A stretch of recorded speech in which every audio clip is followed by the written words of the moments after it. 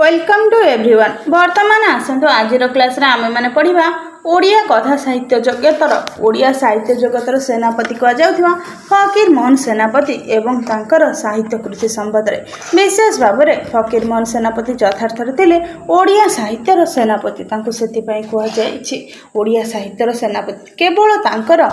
पितृदत्त ना सरनेम सेनापति नथिला बरं ओडिया कथा साहित्य जगत को से जी सुरक्षा प्रदान करिसेंती जेतिकी काव्य जेतिकी गल्प उपन्यास लिखि जाइछंती ओडिया भाषा सुरक्षा निमंते चेष्टा करिसेंती यथार्थरे तांको सेनापतिर उपाधि दिया जाइछि। वर्तमान एही क्लासटी आमर ओटीटी ओएसटीटी जेटी आरएसटी ओएबीएस तथा ओडिशा सरकार द्वारा परिचालित समस्त प्रकार प्रवेशिका और नियुक्तिमूलक परीक्षा निमंते एही क्लासटी विशेष भाव में उपयोगी। कहबा गले ओडिया जगतर जो ओडिया अस्मिता रही ओडिया भाषा साहित्य सुरक्षा ता सहित ओडिया संबंध में ओडिया जाति संबंध में जानिबा गले आमको फकीर मोहन सेनापति एवं तांकर कृति संपर्क में जानिबाको हेबो। एही क्लासटी मध्य ओडिया सम्मान एवं ओडिया स्नातकोत्तर ओडिया विभाग में गवेषणा करथिबा समस्त छात्र छात्री मानक निमंते एही क्लासटी उपयोगी। वर्तमान आसतु आमे माने आलोचना करिबा फकीर मोहन सेनापति एवं तांकर साहित्यिक कृति संबंध में। फकीर मोहन सेनापति ओडिया भाषा और साहित्य आकाशर आधुनिक जुगर अन्यतम सुनामधन्य व्यक्तित्व अर्थात फकीर मोहन सेनापति क्यों जुगर लेखक से होती आधुनिक जुगर लेखक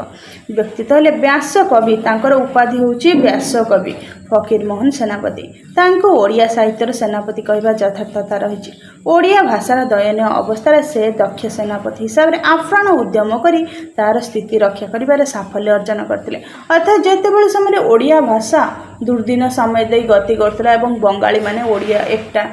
स्वतंत्र भाषा नय बोली कहीकि प्रचार करथिले एवं ओडिशा को बंगाला सहित मिसई देवार जो घृण्य प्रचेष्टा चलता से समय फकीर मोहन सेनापति ओडिया भाषा को सुरक्षा करने निमंते आप्राण चेष्टा करथिले। ओडिया भाषार दयनीय अर्थात खराब अवस्था समय तेणुक यथार्थ रे ओडिया भाषार सेनापति कहुए एवं व्यास कविर उपाधि दिया जाइछे। चिरस्मरणीय फकीर मोहन आबाल्य सारा जीवन दारिद्र्य अभाव अनटन मध्य कालातीपात करते। अर्थात आपण मैंने जितेबाला फकीर मोहन सेनापति फोटो देखिथे से देखिए जड़े रुग्ण जराजीर्ण जड़े व्यक्ति को देखिथे तेणुक से आम जानने शारीरिक असुस्थता थिला दारिद्र्य अभाव अनटन मध्य बंची ता सहित पिलादिन मातृस्नेह बंची तथापि से ओडिया भाषार सुरक्षा ओडिया भाषा को बंची रखापी यथार्थ चेष्टा करते। बाल्यकाल मातृस्नेह वंचित बहुत दुखरे समय बिताई उच्च शिक्षार से वंचित से अधिक पाठ पढ़ी नथिले। फकीर मोहन थे असाधारण प्रतिभा संपन्न व्यक्ति। फकीर मोहन स्व उद्यम मुद्रा यंत्र प्रतिष्ठा करी ओडिया भाषा और साहित्यर उन्नति निमित्त आप्राण उद्यम चलाइले। से निजर उद्यम वर्तमान समय सरकार उद्यम गोटे मुद्रा यंत्र प्रतिष्ठा करने कष्टकर हो पड़ी स्वाधीनता समय थी आर्थिक अवस्था स्वच्छल थी किंतु से समय फकीर मोहन निज उद्यम छापाखाना प्रतिष्ठा करते। से समय बंगाली मैंने 1868 मसीह ओडिया एक स्वतंत्र भाषा नुहे बोली नुहे यहाँ नुह ओडिया एकटा स्वतंत्र यहाँ को ओडिया अनुवाद कराई तार वास्तविक ना हूँ ओडिया एकटा स्वतंत्र भाषा नय एक पुस्तक रचना कर ओडिया मान को मर्माहत करते। तो से वर्णना करते ओडिया गोटे स्वतंत्र भाषा नुह बोली से संबंध में वर्णना करते। यह फकीर मोहन को मन में प्रभाव पकाई ओडिया भाषार सुरक्षा निमंत से अविश्रांत उद्यम जारी रखिले। तेणुक से ओडिया भाषार सुरक्षापी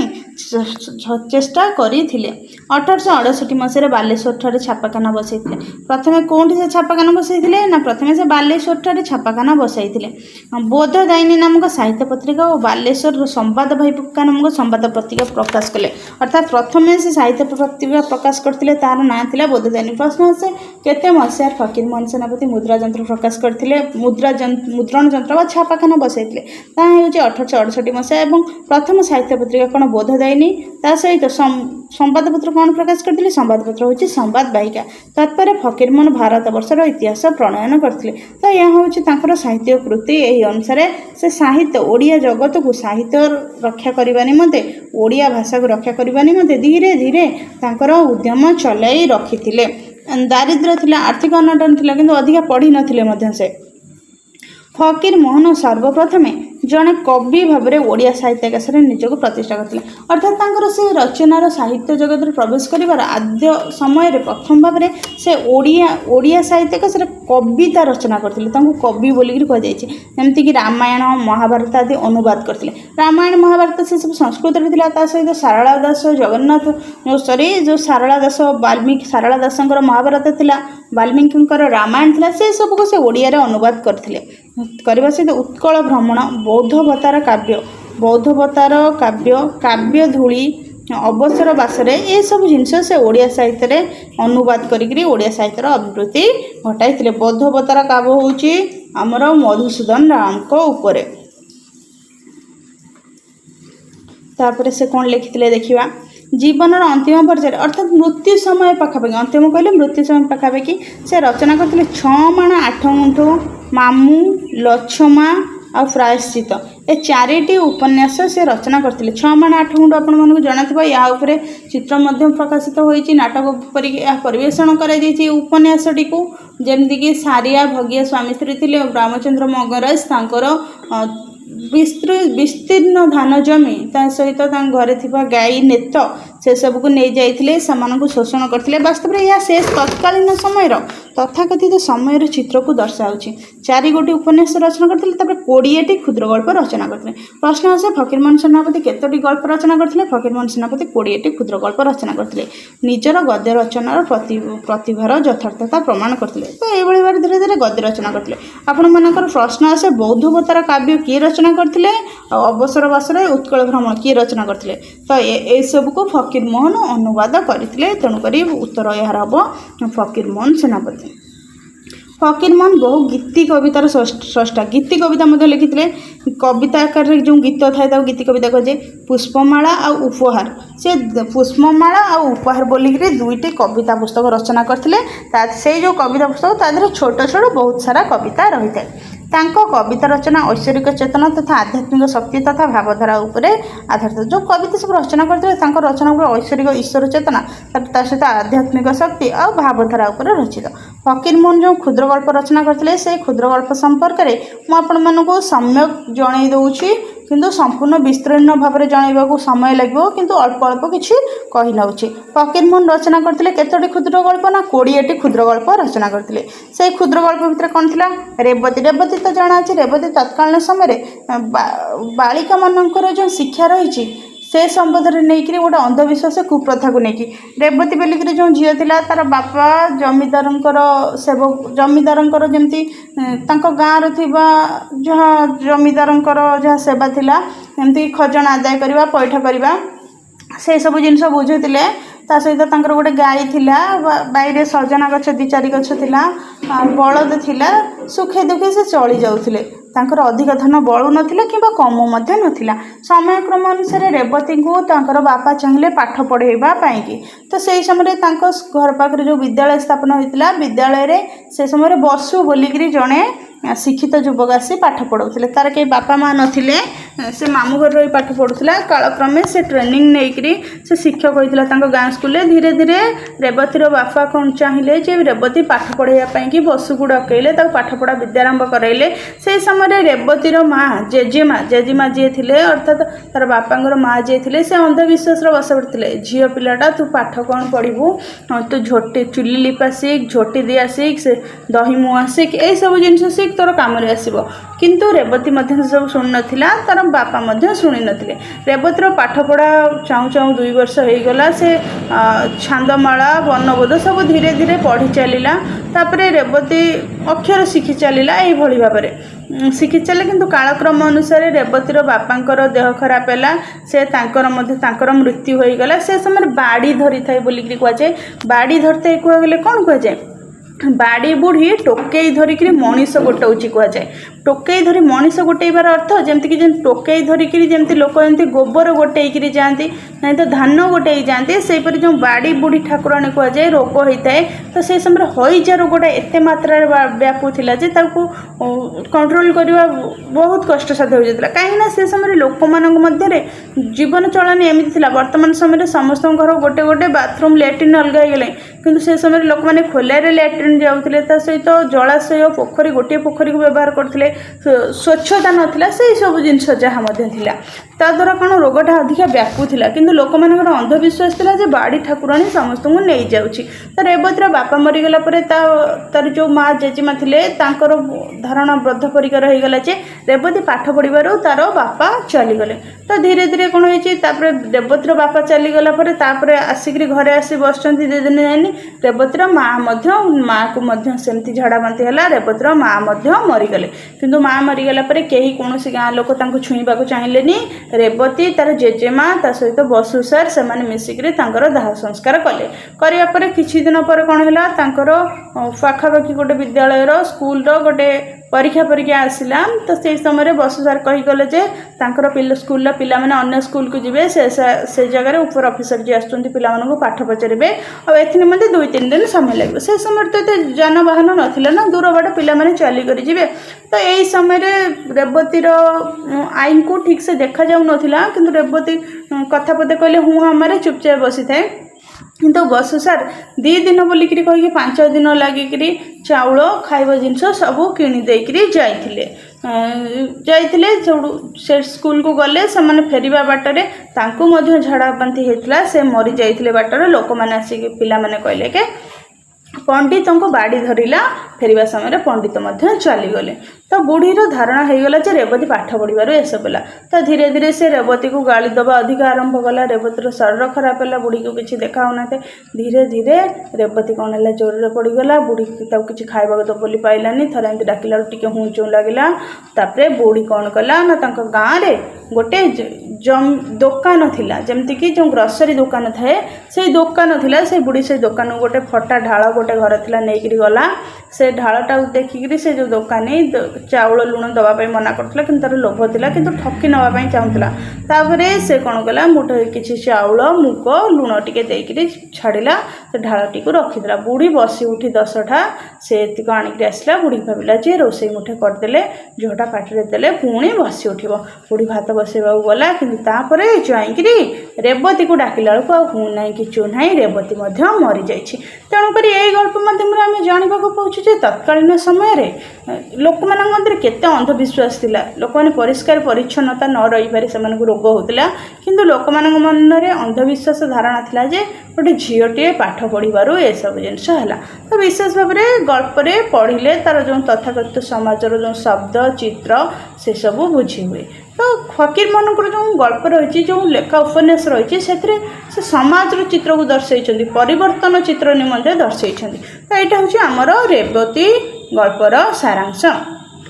ठीक से बालेश्वरी राहाजानी बालेश्वरी पंगालुण बालेश्वरी राहाजानी बालेश्वरी पंगालुण ए संबंध में जो वर्णना रही है कौन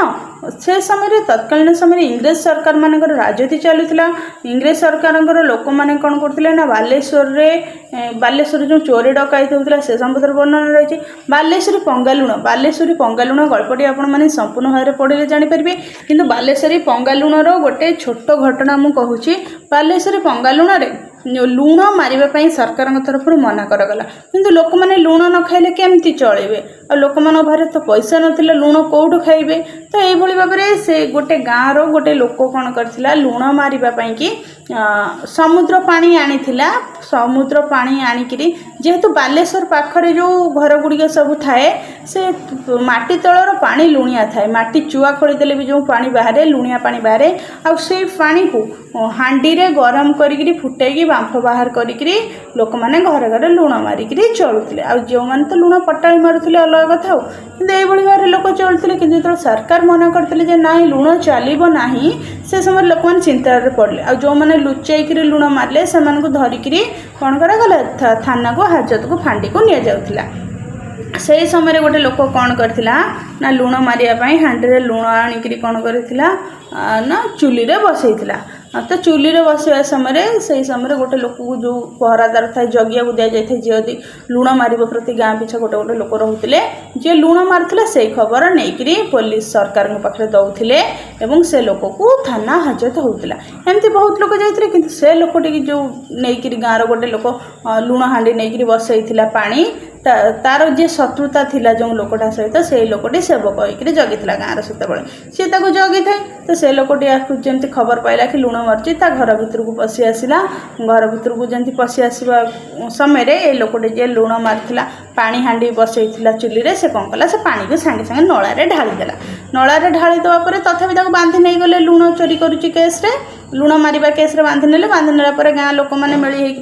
किसी आलोचना कले तापर गोटे वकिल को देखिले वकिल जितेबाला गला जो हाजत थाए जो आमर जो कोर्ट थाए कोर्ट को जो गला वकिल से प्रमाणित करदेला जे नाई आज्ञा ये लोकटी लुण मारू ना जो लोकटी धरी बांधि आनी पचराला तुम देखी कि से लुण धरता से कहला नाई से मुझे देखनी से प्रमाण करदेला जे ये लोकटी लुण मारिनी सी तार घरे पानी बसई भात रांधापी किसी खाद्य रांधापी किंतु तार पूर्व शत्रु जो सेवक जी होता सेवकर ये लोकटी सहित पूर्व शत्रुता थी से फसई आउ जो जगार पानी ढाली देता लुण मरा पानी ढाली देता हांडी बसई प्रमाण पाई से जगार माटी मैंने आनी ना पुलिस लोक जी आनी कहले आउ से जो माटी को ताहले जो चाखतु से ग्राम सेवक जी थिला सी से माटीटा को चाखिला चाखिक कहला लुणिया लगुच तापर वकिल प्रमाण कला जाए ए जो माटी लुणिया लगुच ए माटी नलारू नला पाखु आसी आउ ए माटी रे ए पानी रे कौन लुण मरा जाऊ नथिला गाँव तिरिला झील बोहू मैंने राति घर बाहर को जीवाई कि डरती विभिन्न जंतुता अंधार को डरिक से रात्रि समय रे घरर नाल रे परिस्रा करी जो माटीटा आनी आपण मैंने से जगार नाल रे झील बोहू मैंने परिस्रा करी से माटीटा लुणिया हो जाए तेणुक आपण मैंने माटी को आनिक मोर लोक को फसैबा चेष्टा करुछंती आउ दोषी साब्यस्त करने लुण मुठाए धरई देइछंती तो यही भाव में व्यंगात्मक भाव में यही गल्पटी रचित होइछि तत्कालीन समय जेपरी भाव में इंग्रेज सरकार लुण मारिबा लोक मानकु हैरान करथिले नियम करथिले यही सब जिनस वर्णित अच्छी सहित लोक मध्य जार जहाँ सहित शत्रुता थिला से किभଳି भाव में हैरान पकेबा चेष्टा करथिले और गाँ लोक मैंने मिसिक से लोक को सहयोग करथिले यही भाव में वर्णित अच्छी सहित डाक मुंशी जना अच्छी आपण मानकु गल्प डाक मुंशी गल्प जो जो बाबू थे जी डाक घरे काम करते छोट पुओ से बहु कष्ट कर बड़ करते परवर्ती समय पुओ बड़ हो गला पर डाक साहेब होते भल पोस्ट चाकरी करते कि परवर्ती समय से बुढ़ा को पचारि नथिले बुढ़ा तार भिटामाटी को फेरी आसला रांडी पुओ अनंता तो जना अच्छी जितेबाला रांडी पुओ अनंता जो कहुए अनंता जार ना तार बाप मरी जाइतिला बाप से समय महिषी से रखुले से धीरे धीरे रोग होकर तार बाप मरी जाइतिला तार माँ ताको बहुत गेल्हारे पाळीतिला बहुत खाद्य खाइबा देइकिरी से हृष्टपुष्ट होइतिला किंतु से पुओटी गाँव में सब विभिन्न प्रकार असुविधा करुला से लोक मानू साहाय्य सहयोग करुला किंतु कहा बाईरू काकुड़ी पिजुली चोरई खाईदे जाचिकी देले से नबनी किंतु से जहाँ बाहर देखो नहीं खाईदे ताको गेलेकिरी कहले से साहाय्य करिवो किंतु पाटितुंड कले से बाड़िया कचड़ा करिवो यही भाव में किंतु समय क्रम अनुसार गाँव में जिते असुविधा पड़ा असुविधा समय से कौन होता ना गाँव को जिते घाई भांगिक पानी पशि आसूला से समय अनंता कौन करथिला गाँ ठाकुरंकर कबाट को ताड़ी नहीं से घाई मुहर पकई निजे ठिया जाइथिला कहथिला लोक माने माटी पका लोक माने माटी पकई चलथिले घाई बंद हो जाइथिला पानी बंद हो जाइथिला गाँ रक्षा पाई जाइथिला किंतु अनंता मध्य सेथिरे मरि जाइथिला एहीपरि भाव में बीरेई विशाल सभ्य जमीदार बगुला बगुली कहले एमती स्वामी स्त्री दी जण थिले से गोटे पुओटे थिला तार परिवार रे कहीं नथिले तार मामू घर ताको बढ़ईथिले तापरे समयक्रम अनुसार तार विवाह करागला पर धीरे धीरे समयक्रम अनुसार से संसार धीरे धीरे चलीथिला आर्थिक अनटन असुविधा मध्य चलीथिला तापरे स्वामीर कर्म रे मध्य स्त्री सहयोग करथिला बहुत किसी सहयोग करिवारे तांकर संसार मध्य चलता किंतु समयक्रम अनुसार तार स्वामी मरीगला पर स्त्रीटी मरी जाइथिला किंतु गल्पटी बहुत सुंदर गल्प अच्छी पढ़िले भल लगे वास्तविक समस्या समय चित्रटा देखा मिल मरीगला से स्वामी स्त्री दी जन को लोक मैंने कहते बगुला बगुली परी मरी जाते कहते बगुला बगुली मरीगले एपरी पाठई बहु पेटेंट मेडिसिन जो जमीदार थे जमीदार स्त्री को मिछ कही जाऊे निशापान करुले सहित गोटे गणिका पाखक जाऊे किंतु स्त्री जानीपरी जो छांचुणी मुठारे बाड़े ताकू कहुए पेटेंट मेडिसिन अर्थात आमर गाँ गहली ताहाको कुहाଯାଏ पिटापिटी मेडिसिन। तांको स्वामी को से झाड़ू बाड़ाइबा परे स्वामी धीरे धीरे परिवर्तन को आसीथिले। अधर्मभित कहले गोटे आमर से गल्प मध्य अच्छी जमती कि गोटे जमीदार थिले तांकर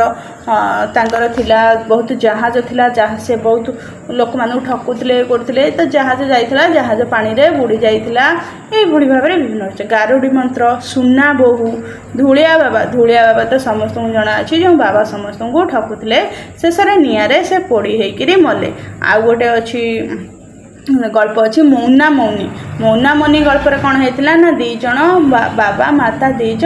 से कौन करते भुवनेश्वर निकटवर्ती गोटे गुंफारे लुचिक रोते से साधु वेश रोते से दीज कथा कहून कि चेला शिष्य मैंने कथबार्ता करते लोक मान दान धर्म दक्षिणा नौते कि समय क्रम अनुसार जना पड़ा से सब चोर थे। आउ जो मैंने मौना मौनी थे मौनी बोलिक जो मौनी माता जहाँ कहुए से किसी कहुए किसी कहती से तथाकथित जड़े जमीदार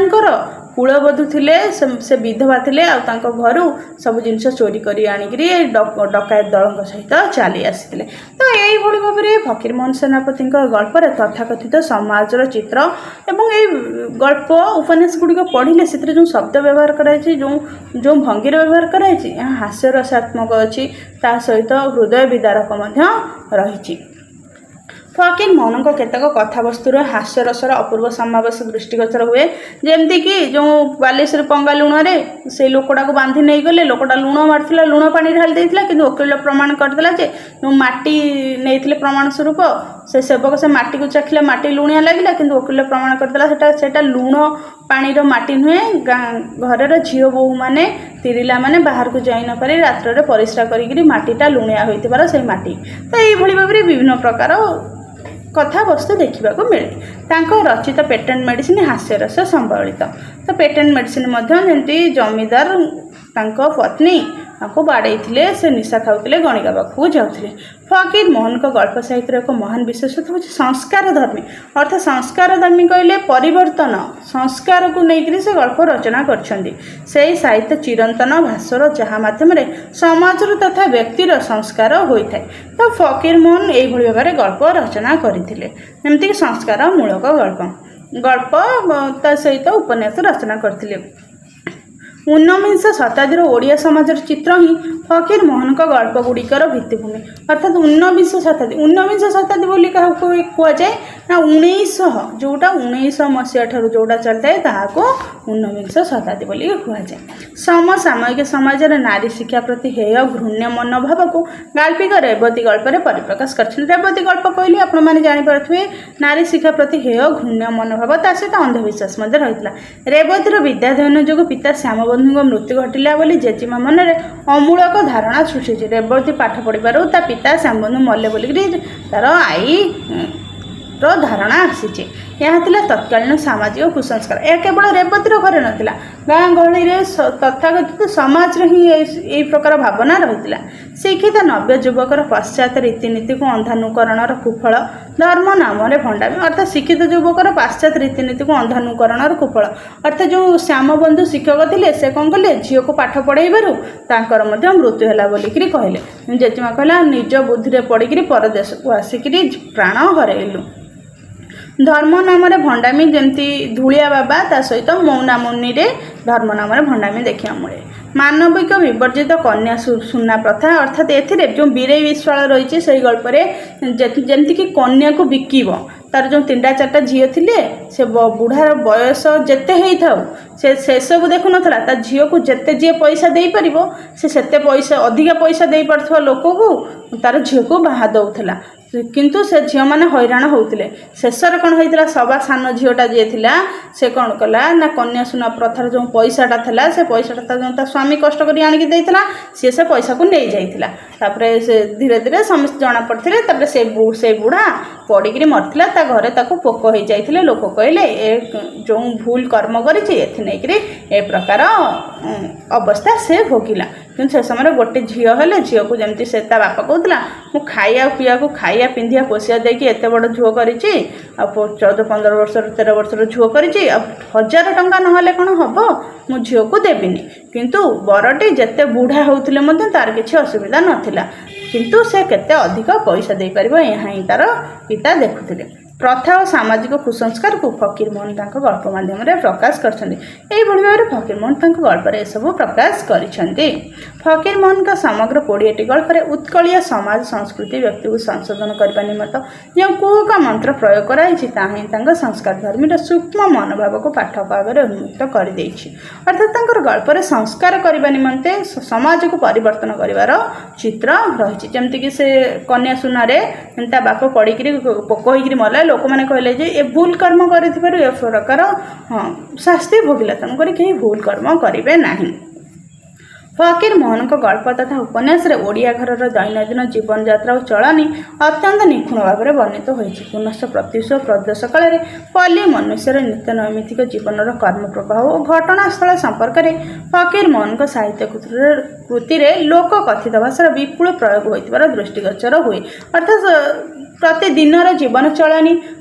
ଲୋକ ସାହିତ୍ୟ, ଲୋକମାନଙ୍କର କଥାର ଶୈଳୀ ତାଙ୍କର କୃତିରେ ଦେଖିବାକୁ ମିଳେ। ଯେମିତିକି କୁହାଯାଇଛି ଯେଉଁ ଘରର ତିରିଲା ଭୁଆସଣୀ ବୋଲି କହିଲେ ଝିଅ ବୋହୂମାନଙ୍କୁ ବୁଝାଏ। ଏଇଭଳି ଭାବରେ ବିଭିନ୍ନ ଶବ୍ଦ ସେ ସେଥିରେ ବର୍ଣ୍ଣନା କରିଛନ୍ତି, ନିଜ ଲେଖାରେ ସ୍ଥାନ ଦେଇଛନ୍ତି। ତେଣୁ ବିଚାର କରିବାକୁ ଗଲେ ଆମର ହୃଦୟରେ ଏକ ଧାରଣା ଦୃଢ଼ୀଭୂତ ହୁଏ ଯେ ବାସ୍ତବିକ ଓଡ଼ିଆ ସାହିତ୍ୟର ସେନାପତି ହେଉଛନ୍ତି ବ୍ୟାସକବି ଫକୀରମୋହନ। ତେଣୁକରି ଫକୀରମୋହନ ହେଉଛନ୍ତି ଆମ ଓଡ଼ିଆ ସାହିତ୍ୟର ସେନାପତି କହିବାର ଯଥାର୍ଥତା ରହିଛି। ତ ଏହା ହିଁ ଥିଲା ଆମର ଫକୀରମୋହନ ସେନାପତିଙ୍କର ଗଳ୍ପ, ସାହିତ୍ୟ କୃତି ତଥା ତାଙ୍କର ଲେଖା ସମ୍ବନ୍ଧରେ ବିସ୍ତୀର୍ଣ୍ଣ ବର୍ଣ୍ଣନା। କ୍ଲାସ୍ଟି ଭଲ ଲାଗିଥିଲେ ଭିଡ଼ିଓଟାକୁ ଲାଇକ୍ କରିବେ, ଚ୍ୟାନେଲଟିକୁ ସବସ୍କ୍ରାଇବ୍ କରିବେ। ମାତ୍ର ଏହି କ୍ଲାସ୍ଟି ଆମର କେବଳ OTT ନୁହେଁ, ସମସ୍ତ ପରୀକ୍ଷା ନିମନ୍ତେ ଉପଯୋଗୀ ଏବଂ এইটা কেবল পরীক্ষা পাইকি নুহে, আমি জানিবার মধ্যে আবশ্যকতা রয়েছে। ফকীরমোহন তাঁর গল্পরে তথাকথিত সমাজর চিত্র, অন্ধবিশ্বাস, পল্লী জীবন, সে সময়ের ইংরেজ মানকর শাসন, লুণ সামান্য টিকে পাইকি মধ্যে যে প্রকার অসুবিধা সৃষ্টি হোলা সবুকিছু বর্ণনা করছেন। সে নিজ জীবনের বহুত অভাব অনটন মধ্যে রয়েছে, খাইবাকু তাঁকু ঠিক সে মিলু নথিলা, তাঁর শরীর জরাজীর্ণ হয়ে যাইতিলা, তথাপি মধ্যে সে লিখিছেন। ওড়িয়া সাহিত্যকে যদি বঞ্চাইবার কেই কর্ণধার রয়েছেন সে হচ্ছেন ফকীরমোহন। যেতবেলে ଆମର ଆଦ୍ୟ ସାହିତ୍ୟକାର ଭାବରେ ସାରଳା ଦାସ ଜଗନ୍ନାଥଙ୍କ ସମୟ ପରେ ଶ୍ରୀ ଚୈତନ୍ୟ ଓଡ଼ିଶାକୁ ଆସିଥିଲେ। ସେହି ସମୟରେ ବିଭିନ୍ନ କୃଷ୍ଣ ଭକ୍ତିମୂଳକ ଗୀତି କବିତା, ଭଜନ ଜଣାଣ ରଚିତ ହୋଇଥିଲା। କିନ୍ତୁ ତାପରେ ଓଡ଼ିଆ ସାହିତ୍ୟ ଜଗତକୁ ବଞ୍ଚାଇ ରଖିବାରେ, ଓଡ଼ିଆର ଅସ୍ମିତାକୁ ବଞ୍ଚାଇ ରଖିବାରେ ଫକୀରମୋହନଙ୍କର ଅନବଦ୍ୟ ଭୂମିକା ରହିଛି। ସେ ଚେଷ୍ଟା ନ କରିଥିଲେ ହୁଏତ ଆଜିର ଆମର ଓଡ଼ିଆ ସାହିତ୍ୟ ବଙ୍ଗଳା ସହିତ ମିଶି ଯାଇଥାନ୍ତା କିମ୍ବା କିଛି ଗୋଟେ ଅଲଗା ପ୍ରକାର ପରିସ୍ଥିତି ସୃଷ୍ଟି ହୋଇଥାନ୍ତା, ଯାହାଫଳରେ କି ଆମେ ଆଜି ଯେଉଁ କହୁଛେ ଓଡ଼ିଆ ଅସ୍ମିତା, ଓଡ଼ିଆ ମଣିଷ, ଓଡ଼ିଶା, ଓଡ଼ିଆର ଲୋକ ବୋଲିକିରି କହୁଛେ, ତାହା ଆମେ କହିବାକୁ ସୁଯୋଗ ପାଇନଥାନ୍ତେ, ଅନ୍ୟର ଅଧୀନ ହୋଇଥାନ୍ତେ। ସେ ସମୟରେ କେତେ କଷ୍ଟରେ, ଚିନ୍ତା କରନ୍ତୁ, ଆଜିର ସମୟରେ କାଗଜ କଲମ ଥାଇକି ମଧ୍ୟ ଲେଖିବାରେ ଅସୁବିଧା ସୃଷ୍ଟି ହେଉଛି, ଗୋଟେ ଛାପାକଳ ବସାଇବାକୁ କେତେ କଷ୍ଟ ହେଉଛି। କିନ୍ତୁ ସେ ସମୟରେ ନିଜ ଉଦ୍ୟମରେ ସେ ଛାପାଖାନା ପ୍ରତିଷ୍ଠା କରିଥିଲେ ଓଡ଼ିଆ ଭାଷାକୁ ସୁରକ୍ଷା ଦେବା ନିମନ୍ତେ। ତା ସହିତ ସେ ଯେଉଁ ଲେଖା ଲେଖିଥିଲେ ସମାଜକୁ ଲକ୍ଷ୍ୟ କରି, ସମାଜରେ ସଂସ୍କାର ଧର୍ମୀ ଚେତନା ଆଣିବା ପାଇଁ ଚାହିଁଥିଲେ। ଯେତେବେଳେ ଗୋଟେ ପରିବର୍ତ୍ତନ ଆସେ, ପରିବର୍ତ୍ତନ ଆଣିବାକୁ ଚାହୁଁଥିବା ବ୍ୟକ୍ତିଟିକୁ ବହୁତ ଘାତ ପ୍ରତିଘାତ ଦେଇକିରି ଗତି କରିବାକୁ ପଡ଼ିଥାଏ। ଯେତେବେଳେ ବାଳିକା ଶିକ୍ଷା ନିମନ୍ତେ ଆଜି ମଧ୍ୟ ଦୁନିଆରେ ଗୋଟେ ପ୍ରଥା ଅଛି, ଆଜିକା ସମାଜର ମଧ୍ୟ ଚଳନି ଅଛି, ଝିଅଟେ କ'ଣ ପାଠ ପଢ଼ିବ, ଝିଅଟେ ସେ ରୋଷେଇ ଶିଖୁ, ଘର କାମ ଶିଖୁ, ସେ ଝିଅଟେ ବାହା ଦେଇଦେଲେ ସେ ଶାଶୁଘରକୁ ଚାଲିଯିବ, ଝିଅ ଘରର କୌଣସି କାମରେ ଲାଗିବନି। ଆଜି ମଧ୍ୟ ଏଇ ପ୍ରକାର ଅନ୍ଧବିଶ୍ୱାସ ବହୁତ କ୍ଷେତ୍ରରେ ଅଛି। ଗାଁ ଗହଳିରେ କ'ଣ, ସହରମାନଙ୍କରେ ମଧ୍ୟ ବହୁତ ଜାଗାରେ ଦେଖିବାକୁ ମିଳେ। କିନ୍ତୁ ସେ ସମୟରେ ଯେତେବେଳେ ଫକୀରମୋହନ ଏଇ ଯେଉଁ ପ୍ରଥା ରହିଛି, ନୀତି ନିୟମ ରହିଛି, ତାକୁ ପରିବର୍ତ୍ତନ କରିବାକୁ ଚେଷ୍ଟା କରିଥିବେ, ସ୍ୱର ଉଠାଇବାକୁ ଚେଷ୍ଟା କରିଥିବେ, କେତେ ଘାତ ପ୍ରତିଘାତ ତାଙ୍କୁ ଦେଖିବାକୁ ମିଳିଥିବ, ତଥାପି ସେ ମଧ୍ୟ ତା'ର ପ୍ରତିଫଳନ ତାଙ୍କର ଗଳ୍ପ, ତାଙ୍କର କାବ୍ୟରେ ଦେଖିବାକୁ ମିଳିଛି। ପରିବର୍ତ୍ତନ କରିବାକୁ ଚାହିଁଛନ୍ତି, ସଂସ୍କାର ଆଣିବାକୁ ଚାହିଁଛନ୍ତି, ଓଡ଼ିଆ ଘରର ଚାଲିଚଳଣି ପରମ୍ପରାକୁ ମଧ୍ୟ ସେ ରଖିଛନ୍ତି। ତା ସହିତ ତଥାକଥିତ ସମୟରେ ଜମିଦାର ପ୍ରଥା ଯେଉଁ ଥିଲା, ଜମିଦାରମାନେ ଶୋଷଣ କରୁଥିଲେ। ଆଜିକାର ସମୟରେ ଯଦି କୌଣସି ନେତା ମନ୍ତ୍ରୀ କୌଣସି ଗୋଟେ ଭୁଲ କଥା କହିଦେଉଛନ୍ତି, କରିଦେଉଛନ୍ତି, ଜଣେ କହିଲା ବେଳକୁ ଗଣମାଧ୍ୟମ ଥାଇ ମଧ୍ୟ ଜଣେ କହିବାକୁ ଡରୁଛନ୍ତି। କିନ୍ତୁ ସେ ସମୟରେ ଜମିଦାରଙ୍କ ବିରୋଧରେ ସ୍ୱର ଉତ୍ତୋଳନ କରିବା, ଜମିଦାରଙ୍କର ଭୁଲକୁ ଦର୍ଶାଇବା କେତେ ବଡ଼ କଥା ଜାଣିପାରୁଛନ୍ତି ତ। ରାମଚନ୍ଦ୍ର ଯେଉଁ ମଙ୍ଗରାଜ ଥିଲେ, 6 ମାଣ 8 ଗୁଣ୍ଠ ସାରିଆ ଭଗିଆର, ତାଙ୍କର ବିସ୍ତୀର୍ଣ୍ଣ ଜମିକୁ ନେଇଯାଇଥିଲେ, ତାଙ୍କର ଗାଈ ନେତକୁ ନେଇଯାଇଥିଲେ। ସେମାନେ ବହୁତ କଷ୍ଟରେ ସେମାନେ ଜୀବନ ନିର୍ବାହ କରି ଶେଷରେ ମୃତ୍ୟୁବରଣ କରିଥିଲେ। କିନ୍ତୁ ଜମିଦାରଙ୍କର ଏଇ ଯେଉଁ ଚିତ୍ରଟା, ରାମଚନ୍ଦ୍ର ମଙ୍ଗରାଜ ନିଜର ଯେଉଁ अस्तित्व प्रकाश करने चाहिए सारिया भगियार जमी हड़प कर नहीं शोषण कर नहीं आज से चित्र देखा स्थल विशेष में मिलूँ किंतु से समय विरोध में स्वर उत्तोलन करने कि कम कथा नहीं समय समाज और तथाकथित समाजर चित्र को फकीर मोहन तांकर लेखार वर्णना कर लोक मानकर उन्नति निमंते चेष्टा कर ओडिया भाषा को बंचाई रखापी चेष्टा कर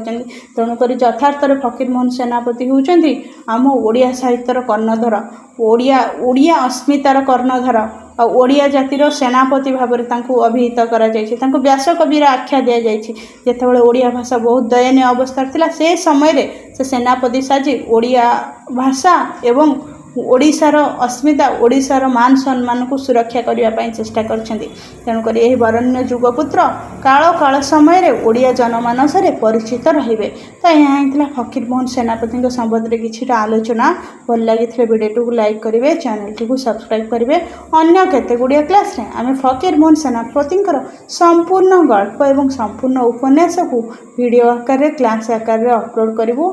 कहीं फकीर मोहन सेनापति से समय कथा प्रसंग शब्दर व्यवहार ओडिया जाति वर्तमान जानवर आवश्यकता रही।